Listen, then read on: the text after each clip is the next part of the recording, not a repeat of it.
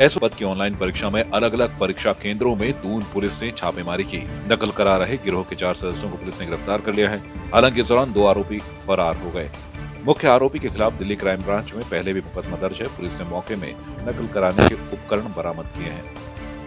2 सेंटरों पर अनियमितता की शिकायत गोपनीय रूप से मिली थी, जिस पर टीमें हमारी लगाई गई थी। तो प्रथम दृष्टया जो वहां पर लीज लाइन को जोड़कर जो सर्वर है जिसमें ऑनलाइन परीक्षा होती है, उस पर कहीं ना कहीं उससे जो है छात्रों को नकल कराने की बात सामने आई थी। उस पूरे चेकिंग के बाद इसमें 4 लोग जिसमें शामिल थे उनको गिरफ्तार किया गया। राजपुर और डोईवाला थाने में चारों के खिलाफ मुकदमा दर्ज कराया गया। 2 इसमें मेन मास्टरमाइंड जो थे वो फरार चल रहे हैं। इसमें एक अंकित है जो पूर्व में भी दिल्ली क्राइम ब्रांच के किसी मुकदमे में वांछित चल रहा था, वहाँ भी इसी तरह से परीक्षा ऑनलाइन परीक्षा नकल में उसके द्वारा धांधली की गई थी। तो देखा जाए हरियाणा और मुजफ्फरनगर के इसमें लोग जो अरेस्ट हुए हैं, कहीं ना कहीं ये गैंग के सदस्य जो मुख्य रूप से जुड़े हुए थे। अभी मेन मास्टरमाइंड जो 2 लोग हैं उनकी तलाश की। मसूरी में आगामी लोकसभा चुनाव को लेकर कांग्रेस ने कमर कसी है, जिसको लेकर कांग्रेस पार्टी के टिहरी लोकसभा के प्रभारी पूर्व कैबिनेट मंत्री प्रसाद नैथानी ने मसूरी में कार्यकर्ताओं के साथ बैठक की और उनको जीत का मंत्र दिया। इस मौके पर उन्होंने कांग्रेस कार्यकर्ताओं से बूथ स्तर पर कार्यकर्ताओं को मजबूत बनाए जाने के निर्देश दिए। इस मौके पर पूर्व विधायक जोत सिंह गुनसोला ने टिहरी लोकसभा से कांग्रेस से अपनी दावेदारी पेश की। अच्छी बात है, जोत सिंह गुनसोला जी हमारे सीनियर लीडर हैं और विधायक भी रहे हैं, यहाँ के चेयरमैन भी रहे हैं और जो हमारे क्रिकेट बोर्ड है उसके भी चेयरमैन हैं प्रदेश के, और बेदाग आदमी है, सज्जन आदमी है। उन्होंने तैयारी के लिए जो देखा और जिस हिसाब से उन्होंने एक दावेदारी पेश की है, अच्छी बात है, हम स्वागत करते हैं। और इस बात को हम हाईकमान को के सामने रखेंगे कि आज जोत सिंह जी ने अपनी बात को रखा है, कुछ और साथियों ने भी रखा है, तो इस सारी चीज़ों को हम हाईकमान के सामने रखेंगे और फिर ये फैसला हाईकमान करेगी कि किस कैंडिडेट को उतारा जाए। देखिए, अभी तो कैंडिडेट अपनी बात को रख रहे हैं। आज गुनसोला जी ने मेरे पास जो है एक आवेदन दिया है।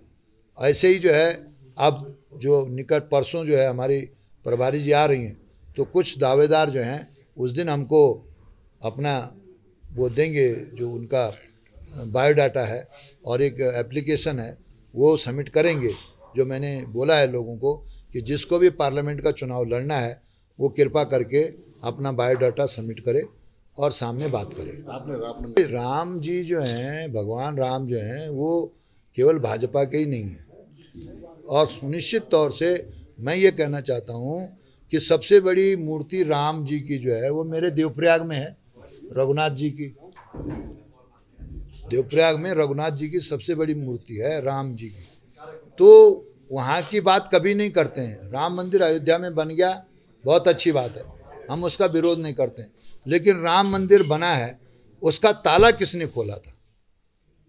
जो भगवान राम लला जो हैं एक अंदर कोठरी में कैद थे, उसका ताला किसने खोला था? दूसरी बात मैं ये कहना चाहता हूँ कि आज जहाँ पे राम मंदिर बना है, जो मेन पिंडी है जहाँ पे रामलला का जन्म की बात आई है, जन्म स्थान की, वहाँ पे तो मंदिर बना ही नहीं है, वो तो वहाँ से कई दूर बना दिया गया है।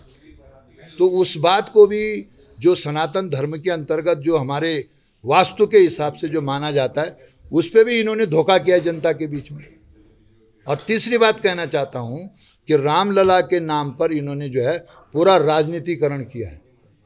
उस फंक्शन को, जिस मंदिर का गुम्बद तैयार नहीं है, जिस मंदिर के खंभे तैयार नहीं है, उस मंदिर में प्राण प्रतिष्ठा की जा रही है और भगवान राम की मूर्ति वहाँ लगाई गई, उसमें पूजा की गई। हम इसका विरोध नहीं कर रहे हैं, लेकिन आदि शंकराचार्य जी ने जो हमारे 4 शंकराचार्य बनाए, उन शंकराचार्यों की बात को न मानना, ये कौन सा सनातन धर्म है भाई? क्या ये हिंदू धर्म में पॉसिबल है? लेकिन ये असली बात नहीं की है इन्होंने, केवल नकली बात की है। तो इस नकली बात का जो है असर जो होगा वो उनको सामने आएगा। और जो राम के नाम पर ये फिर आने की बात कर रहे हैं, जनता इस बात को समझ रही है कि ये धोखा दे रहे हैं। ये सबसे पहले मैं कांग्रेस के सभी साथियों का हृदय की गहराइयों से साधुवाद करता हूँ और प्रभारी जी का स्वागत करता हूँ। और आज पिछले एक लंबे समय से हमने इस बात को देखा सभी लोगों से राय मशवरा करने का प्रयास किया और सबकी राय और सुझाव को देखने की कोशिश की कि टिहरी लोकसभा का क्षेत्र क्या आता है, कितनी विधानसभाएं हैं, उन विधानसभाओं का सामाजिक ताना बाना स्वरूप क्या है। ये सब करने के बाद अगर आवेदन तो मैंने कर दिया, आवेदन आगे भी कर रहा हूँ, है ना।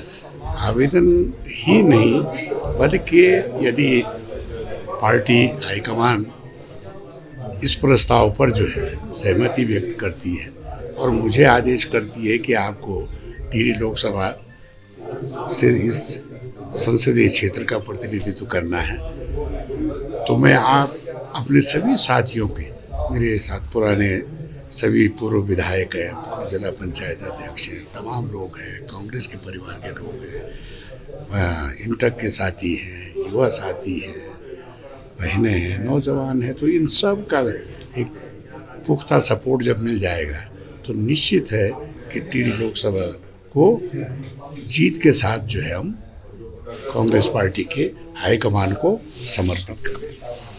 है इतना आसान हो गया है कि जो सत्ता में बैठे हुए लोग हैं वो 10 साल का लेखा जोखा कुछ बता नहीं पा रहे हैं और जनता के सामने रख नहीं पा रहे हैं और जनता को सिर्फ सुगोफों में ले जाना चाहते हैं।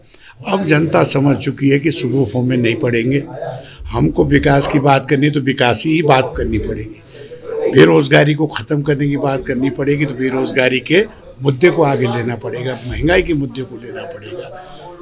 ये मुद्दे क्योंकि इस टिहरी लोकसभा का मैं समझता हूँ कि पिछले एक चरण से ये नहीं कह सकते हम, लेकिन कुछ चीज़ें न तो सरकार दिखा पाई 10 साल में, और 10 साल में जो है डबल इंजन की सरकार थी। सरकार ऐसी भी नहीं कि सिंगल इंजन की हो, डबल इंजन की सरकार थी और डबल इंजन की सरकार उस पर कुछ ज़्यादा काम नहीं कर पाई। जहाँ पर हमने जो विकास की रूपरेखाएं रखी थी वो वही की ठप पड़ी हुई है ना। तो ये अहम सवाल जनता के है। जनता को आज उन नौजवानों से पूछ रहे हैं, नौजवान कह रहा है कि हमने तो रेस लगाई थी, हमने तो जो है दक्षता हासिल की थी कि हम सेना में भर्ती होंगे, हैं परमानेंट सेना की भर्ती करेंगे, 5 लाख सैनिकों के जो है पद अभी भी रिक्त हैं और उस पर आप कहते हैं कि नहीं भाई 4 साल का जो है सिर्फ 4 साल का अवसर आपको मिलेगा, है ना। अग्निवीर बनाकर जो है आपने पूरे उत्तराखंड को, पूरे देश को एक ऐसी जगह झोंक दिया है जो उनके साथ न्याय नहीं है।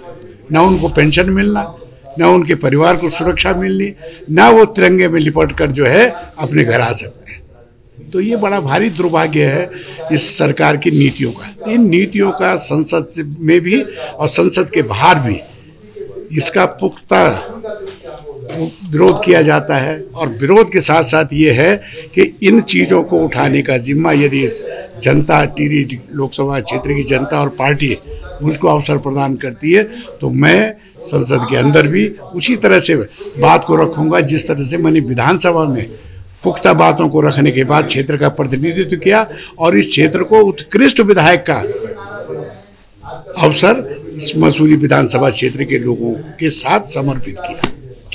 उत्तराखंड विधानसभा का बजट सत्र 26 फरवरी को होने की संभावना है। हालांकि बजट सत्र ग्रीष्मकालीन राजधानी भराड़ीसैंण में आहूत किया जा सकता है।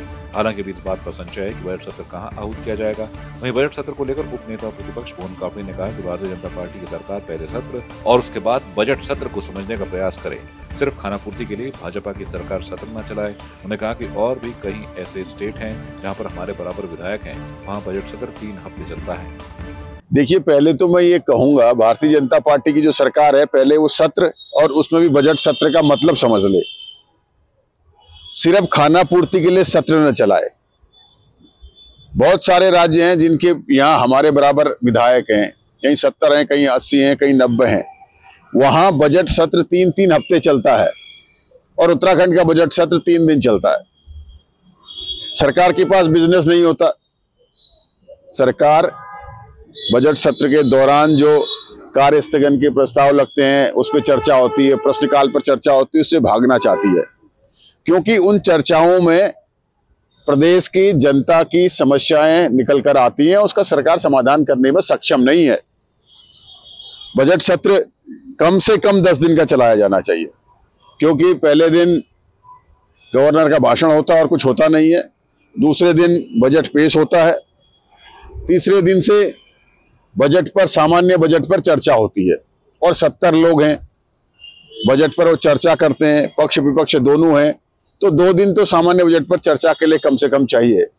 उसके बाद विभागवार बजट पर चर्चा होती है और कम से कम इतने सारे डिपार्टमेंट हैं, सरकार ने नवरत्न सचिव बिठा रखे हैं, जिन डिपार्टमेंटों में भ्रष्टाचार चरम पर है, पैसा की बंदरबांट हो रही है, उन विभागों की बजट, डिपार्टमेंट वार बजट की चर्चा करने के लिए भी समय देना चाहिए।